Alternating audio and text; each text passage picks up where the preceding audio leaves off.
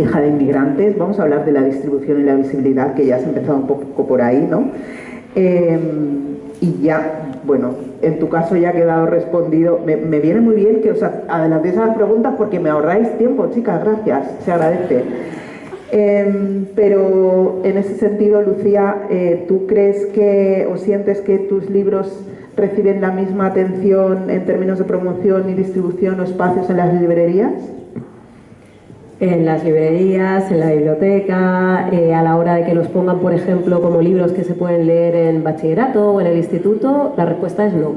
Y el problema es cómo nosotras hemos crecido con literatura que se tilda a sí misma de universal, pero la nuestra nunca puede serlo, ¿no? Cuando al final yo estaba empatizando con señores blancos que vivían en Nueva York, ¿no? Siendo yo una señora negra de Alcorcón, entonces, pues entiendo que ese es el problema realmente, ¿no? ¿Por qué se nos relega a nicho cuando hay sentimientos que son universales? Al final, efectivamente, yo abordo mucho la construcción identitaria bueno, depende, ¿no? En el segundo libro, primera novela, pero en este tercero estoy hablando de las huertas de Europa, que están en Europa, pero que también podemos encontrar en otros contextos, ¿no?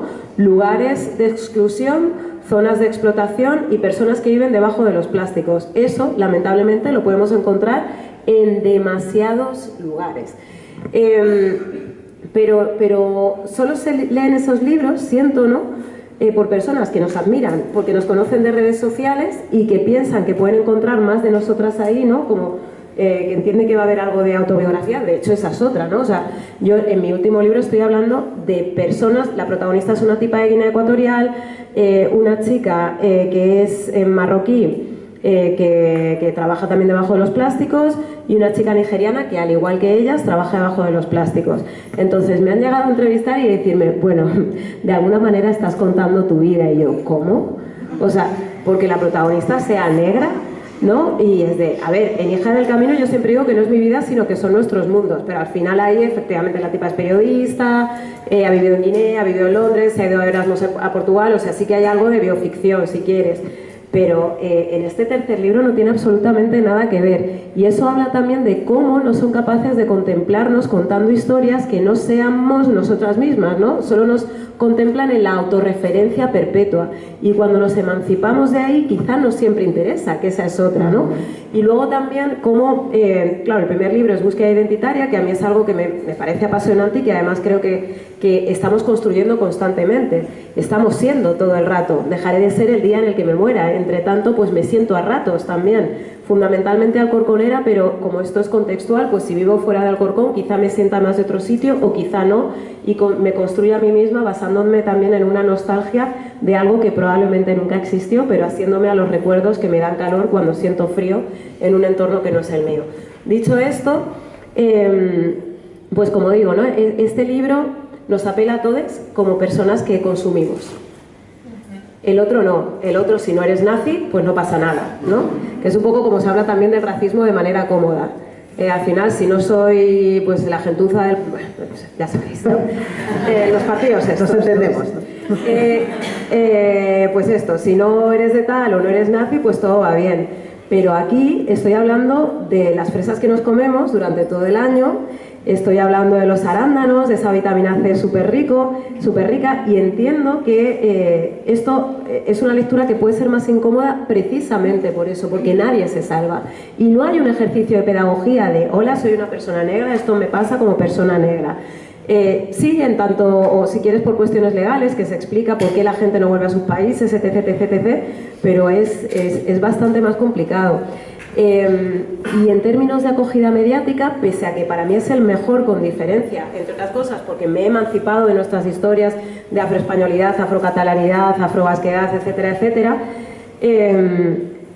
pues eso, es menos pedagógico, supongo que interesa menos y supongo que duele más. Y en los medios de comunicación entiendo también que es más complicado atacar a uno de los puntales económicos, ¿no? de este territorio. Es que estamos hablando de una actividad económica que se promociona a sí misma diciendo estamos en todos los supermercados de Europa en menos de 24 horas. Ajá, ¿a costa de quién? ¿Qué hombros sostienen la huerta de Europa? ¿Realmente debería enorgullecernos? ¿No? Toda esa fruta de fuera de temporada que está secando aún mucho más suelos de territorios que nunca fueron vergeles.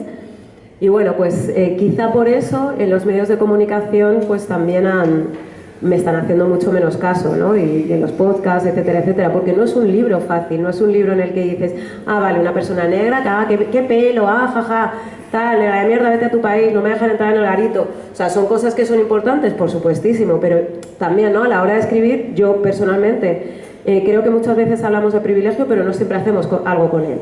Yo tengo muchos privilegios. Yo soy una señora nacida en este territorio y no solo he nacido aquí como tú, sino que yo nazco con un pasaporte debajo del brazo.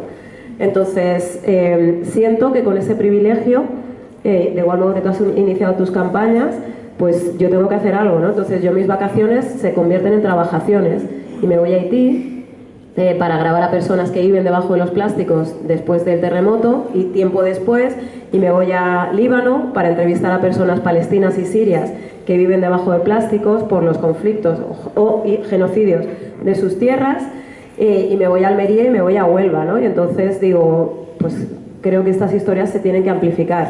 Dicho esto, también me parece curioso, y perdón porque me estoy yendo un poco, pero cómo el pudor que a mí me provoca contar esas historias.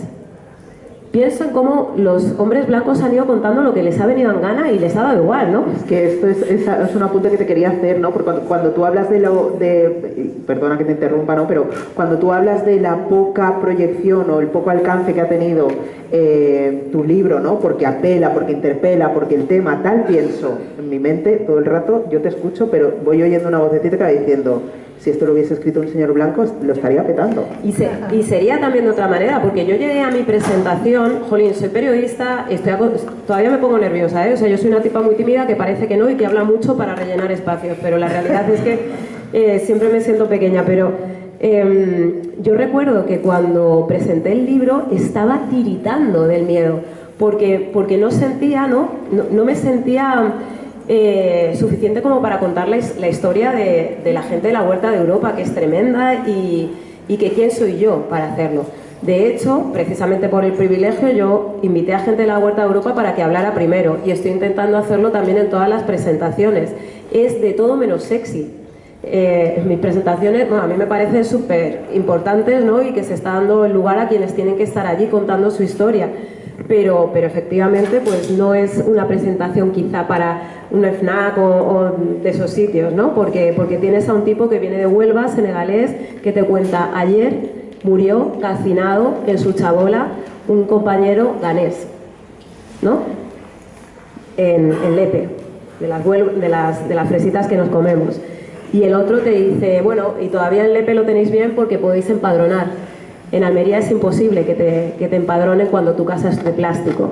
Entonces, insisto, pues supongo que este tipo de cosas pues interesan menos, porque también en este territorio hemos asumido que hablar de racismo es solo pues proferir ciertos exabruptos, que formes parte de un partido político, pero no pues ser responsable cuando consumimos, por ejemplo, y pensar quiénes están cargando con el peso de esos milagros.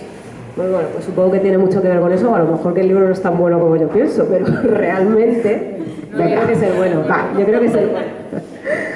Ya que estamos hablando un poco de esto, ¿no? Del propósito de este libro que acabas de publicar, os pregunto a las dos, ¿no? ¿Cuál creéis que es la función de vuestra literatura en el panorama literario actual español? ¿Me he pasado? No, o sea, yo creo que hace pues una función de conocimiento universal y realidad, ¿no? O sea, al final en Hija de Inmigrantes, en España racista, en Tierra de Luz, o Tierra de la Luz, Tierra de la Luz.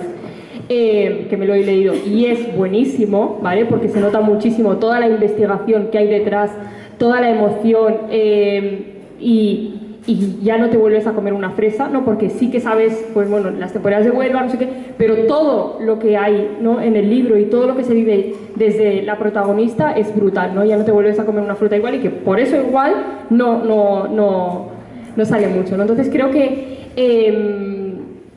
igual que el de España racista, trata el contexto español del racismo, porque muchas veces cuando se habla de racismo en España, pues no, es que en Estados Unidos, no, es que no se habla del contexto, qué pasa en España, qué hay contra las personas moras y musulmanes y por qué se llevan el 80%, 80 y pico por ciento, casi 90%, del odio en redes sociales y fuera de redes sociales, ¿no? ¿Qué contexto hay? ¿Qué pasado histórico no se está contando o se ha contado mal en historia, ¿no?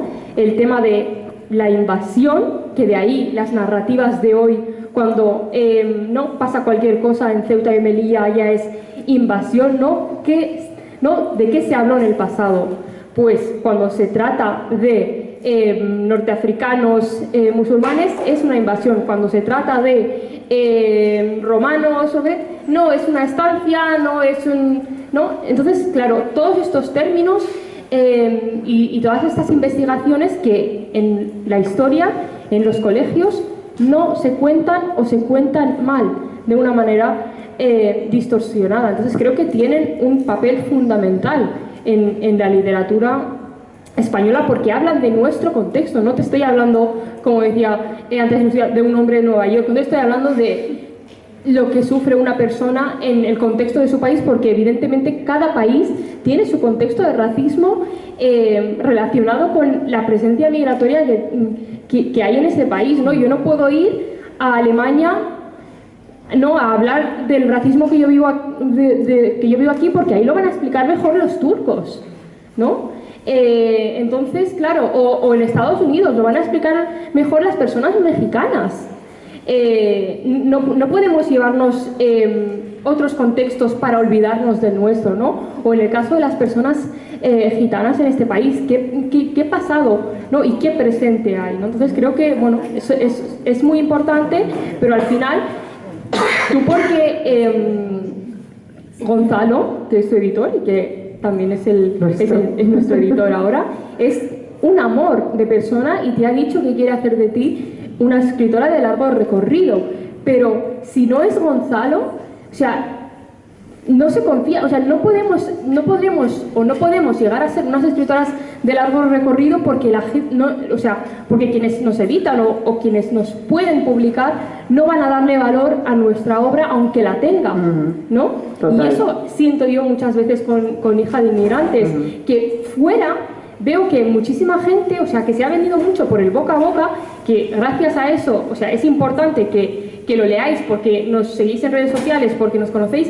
pero que después paséis esos libros, que comentéis, que lo recomendéis porque sois quienes podéis hacer que seamos escritoras de largo recorrido. Porque si no, hay muchísimas escritoras y escritores racializados de larguísimo recorrido que no están publicados y que no lo van a estar porque no se confía en ellos, ¿no? Y Hija de Inmigrantes, todo lo que se ha vendido a todos los espacios a los que ha llegado es gracias a la gente que lo ha leído, que ha confiado y que lo ha ido recomendando y que ha visto el valor, y no por el valor que han visto en la editorial, porque ni siquiera consideran que eso que se cuenta es importante, ¿no? Total. De la manera en la que se cuenta. Total. Te entiendo súper porque es lo que me ha pasado a mí con Color Carne. Color Carne está en español en la 10ª edición, pero no es porque el equipo editorial haya hecho nada, ¿no? Ha sido porque la gente... Era el mismo equipo de comunicación, Color Carne, que Hija de Inmigrantes, exacto. Era el mismo equipo de comunicación de Hija de Inmigrantes que Color Carne. Y se ha vendido porque la gente que lo compró, ¿no?, las familias lo han llevado al colegio, los colegios lo han comprado para la biblioteca.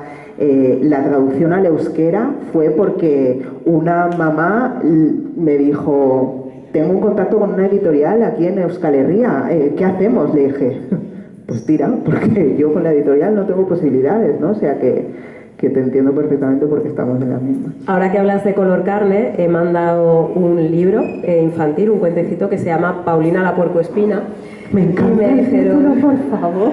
sí, y me dijeron, es que no es universal como el de Desiré. Y dije, ¿y por qué lo tienes que comparar con el de Desiré? Porque solo puede haber uno. Claro, no, y aparte es de que es la línea negra. O sea, esto para empezar, sí, escribiendo de negrología. Y aparte, claro, y no lo vemos universal. Y yo dije, no, o sea, a ver, de alguna manera es como... No quiero contarlo por si no lo cuentes, sale, pero de alguna manera está hablando del autoodio por el pelo, ¿no? O por las púas de una puercoespina. Y no lo veis universal, ¿por qué?